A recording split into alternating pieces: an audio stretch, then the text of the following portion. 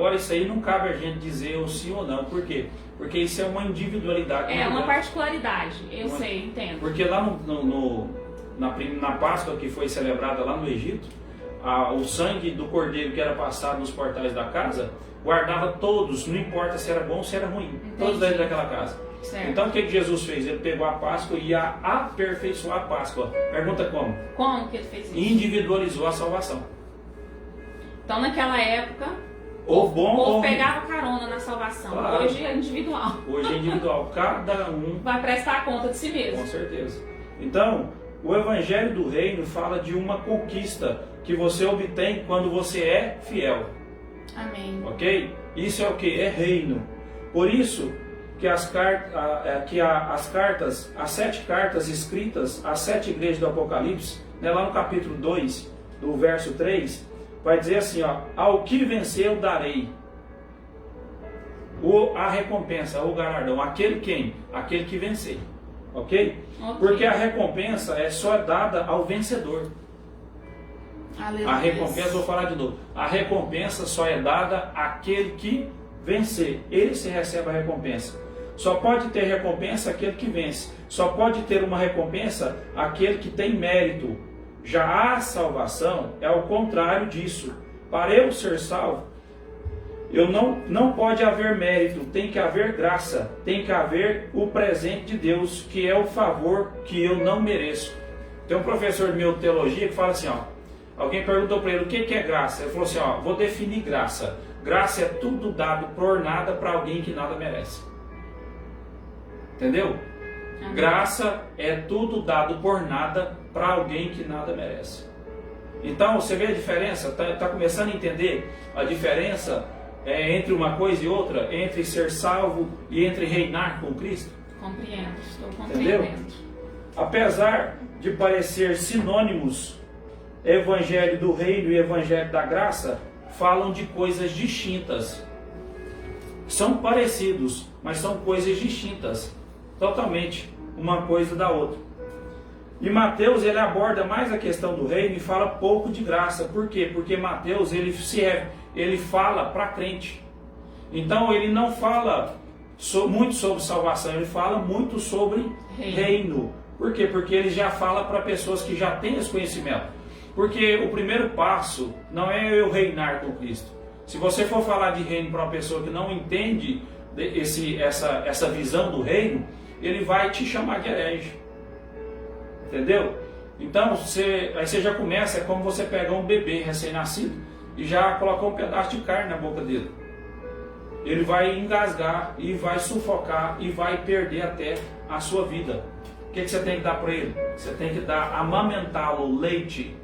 Olha como Paulo escreve. Quando eu era menino, eu andava como menino, fazia as coisas de menino, falava como menino, mas agora eu já sou adulto, já sou homem. Então agora eu já não pratico mais as coisas de menino. Então nós estamos chegando no ponto que Deus vai separar, o Senhor Deus Todo-Poderoso, Ele vai separar os homens dos meninos. Entendeu? Por quê? Porque nós estamos chegando num ponto tão crítico, mas tão grave, tem que falar muitas vezes, que nós precisamos reevangelizar a igreja de Cristo. Entendeu? Isso é muito sério. Hoje não está tendo como você buscar alguém lá fora mais. Por quê? Porque tem uma crise de identidade tão grande dentro das igrejas, que você tem que preocupar com os que estão dentro da igreja. Por quê? Porque não tem como fazer nada lá fora se o pessoal aqui dentro está tudo desmantelado. É verdade. Como que você vai falar de Cristo para alguém se você não está bem dentro da sua casa? É mesmo. Eu vi uma frase do escritor no livro, achei interessante até. Se você não respeita a sua esposa, eu não quero te ouvir falar de Cristo. Você não tem moral para falar de Cristo. Forte, hein? Como é que... Zé, Tatiane, Elaine, imagina só. Hoje nós estamos tendo uma crise de identidade tão grande que as pessoas estão em cima dos púlpitos das igrejas, mas o cara bate na esposa dele. O cara está lá fazendo a obra de Deus em cima do púlpito, cantando, pregando, mas ele não honra a sua esposa, não honra os seus filhos, não honra os seus pais. É verdade. Coloca os seus pais no asilo, nada contra asilo, irmão, de maneira nenhuma. Entendeu? Mas é um mandamento com promessa. verdade. Honra o teu pai e a tua mãe, para que tudo seja bom contigo, para que o seu dia seja acrescentado na terra e tudo vai bem. Entendeu? Mandamento com promessa. É o primeiro mandamento com promessa. Então, ele desce lá de cima do púlpito, às vezes ele está lá em cima do púlpito, granjeando dinheiro, correndo atrás de coisas. Aí isso gera um escândalo tão grande para o reino de Deus, mas a pessoa que está embaixo, ela precisa entender. Pergunta, quer dizer? Entender o que, pastor? Ela precisa entender que tem uma diferença. Isso são os dois aspectos os dois aspectos da salvação. Porque o primeiro aspecto da salvação, a salvação é tem dois aspectos e acontece em 3 tempos. Que tempo, Por que eu fico falando acerca disso? É didático? Você vai aprender. Não vai vir uma unção, cair uma unção nova. Não, isso é para você aprender. Ok? Ok. A pessoa que ela está em cima de um púlpito, ou que ela está pregando, ou que ela está cantando, viajando para aqui, para lá, agora não, porque ela está tudo parado, mas ela continua, ela tem uma vida dupla, ela tem uma dupla personalidade. Quando ela chega em casa, ela bate na mulher, não respeita ninguém, não tem moral de um servo de Cristo, o caráter de Cristo não está refletindo nessa pessoa, é porque essa pessoa foi salva só no Espírito. Entendi. Pergunta a diferença de ser salvo no Espírito e ser salvo na alma, Zé.